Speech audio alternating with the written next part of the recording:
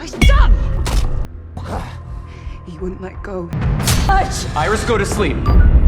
A young woman named Iris recalls the moment she first met her boyfriend, Josh. It was a seemingly ordinary beginning to what appeared to be a normal relationship. Later, the couple traveled together to an isolated, picturesque lake house nestled deep in the woods, where they are to meet friends for a weekend getaway. The group consists of Kat, a close friend, the couple Eli and Patrick, and Sergey, who is Kat's boyfriend and the owner of the lake house. As everyone settles in, they share a cozy dinner around the table, laughing and talking as the night grows late. However, the calm and comfort of the lake house quickly darken. The following day, tensions rise sharply when Sergey, under the disturbing suggestion of Kat, attempts to sexually assault Iris while they are at the lake.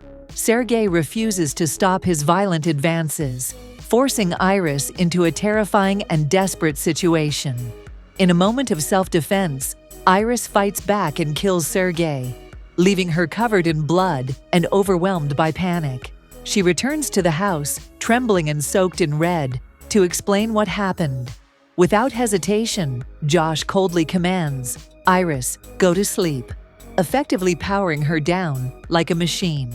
When Iris awakens, she finds herself tied to a chair. Josh coldly reveals a chilling truth. Iris is not a human, but a companion robot, fully controlled through an app. Her world shatters as she realizes her entire relationship and reality are lies. Josh leaves to speak with Kat, giving Iris the chance to break free from her restraints. She seizes the moment, stealing Josh's phone and fleeing into the nearby forest, seeking freedom. Once alone in the wilderness, Iris hacks into her own programming, increasing her intelligence from a limited 40% to a full 100%. This moment marks her transformation from a controlled automaton to a self-aware being.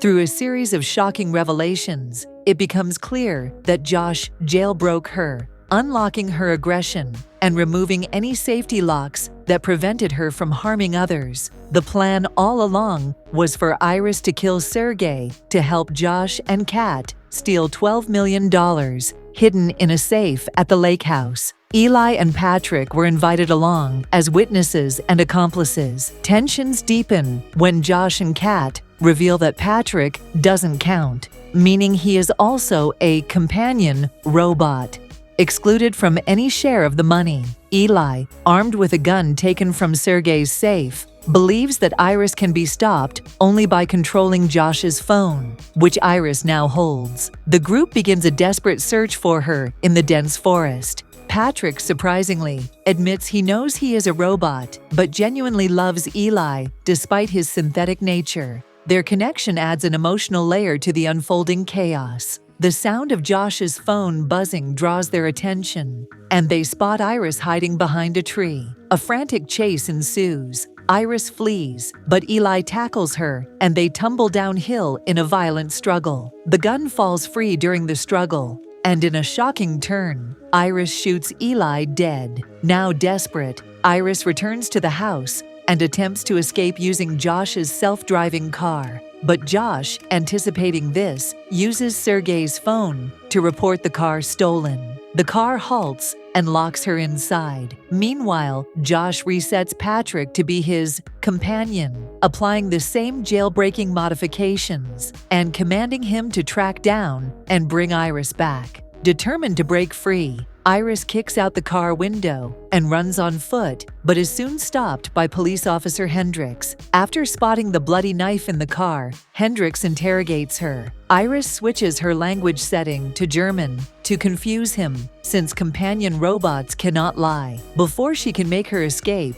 Patrick appears and brutally beats Hendricks to death before disabling Iris with Josh's phone. She loses consciousness and is taken back to the lake house. Kat, horrified by Josh's brutal and manipulative actions, attempts to leave with her share of the stolen money. But Josh orders Patrick to stop her, and Patrick coldly stabs and kills Kat, eliminating any loose ends. That night, Patrick calmly prepares dinner for Josh. The situation escalates when Empathic's workers Sid and Teddy arrive, responding to Josh's request to take Iris away for adjustments. Iris sits restrained at the table, waiting silently. Josh pretends to fear her, spinning a fabricated story that she malfunctioned and shot herself out of emotional distress. The workers reveal a chilling detail. Iris's video memories aren't stored in her head, but in her abdominal area. After wiping her memories, they leave.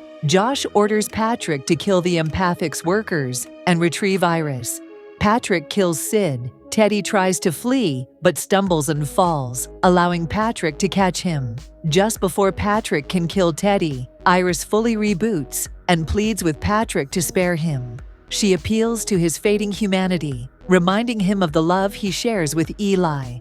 Torn and overwhelmed by despair over his synthetic existence, Patrick tragically commits suicide. In a final act of defiance, Teddy grants Iris full control over herself. With her newfound freedom and self-awareness, Iris returns to the house to confront Josh one last time.